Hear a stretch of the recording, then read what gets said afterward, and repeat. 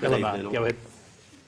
Senator Hanson, my 11-year-old son, who was watching this program right now, recently asked me what is Islamophobia. Rather than explaining it to him with my own words, he and I sat down side by side and watched a few of your past and recent videos. Then I asked him, what do you think Islamophobia is? His response was, someone that hates us. I said Islamophobia is one or a combination of three things: hate, fear or ignorance. I promised him that I will ask you this question so you can hear the answer from yourself. So with all due respect, Ms. Hanson, what is the basis of your Islamophobic feelings? Hate, fear or ignorance?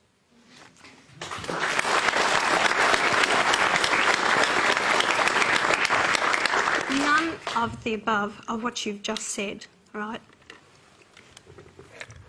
What I'm concerned about, and your son may be watching, but also other children may be watching this as well, and who want to live in peace and harmony in this country without fear. It's about us getting on together as a nation and working together without fear amongst us. Why have we got so much fear on our streets? Why did the Link Cafe happen? Why did Curtis Chang? Why is he murdered? Why is other things happening? Why are there terrorist attacks around the world? You know, we need to find the answers to this, and why the radicalisation. Why have we just recently had another 3 men wanting to leave this country, or 5 it was, to actually go and fight for ISIL? Yeah, I say please go ahead. Why? Simply because people like yourself, who have extremely dangerous and disturbing rhetoric, it's a fuel to hatred, bigotry and ignorance. You should listen to what you say. No, because your policies are simply a contradiction to your own One Nation Party. You're not creating a One Nation Party. So you it's are creating a dysfunctional country by isolating a religion, 20 years ago isolating a race, and you keep on going down this track. I will fear for my wife's life. I will fear for my kid's life. Who is an Australian born? I work in Cronulla. I have worked there for 8 years. I absolutely love the place. Only recently, after your rhetoric has come on board the media, almost every day I get called a Muslim pig because of you. No. And I really do thank you for that, because it just shows how much of a better person I am that I can choose to ignore these guys and remain the person that I am. So, Pauline, can I just put this question to you? I mean, you know that Mr. Elamar's son is actually sitting watching this. He just told you that. Can you offer him any hope that you regard him as an equal Australian along with all other citizens?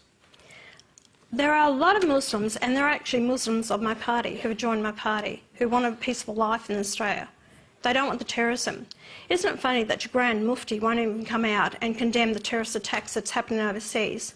Or imams or people that say that they have no intentions of assimilating into our society? Or when you have problems in communities because people are living in fear, why do you reverse it on me and say you're blaming me for the problems in Australia?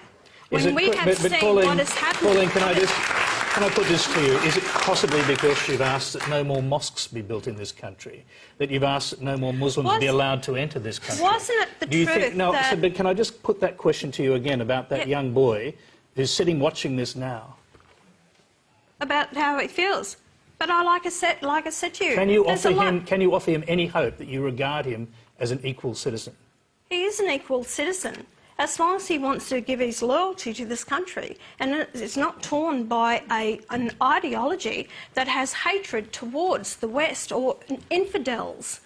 Okay. You know, you have problems that are happening around the world. Radicalisation is about hate for the infidels. You know, this hatred wasn't created by me. It's under the belief of the Islam. Read the Quran and what the Quran preaches in it. It's hatred.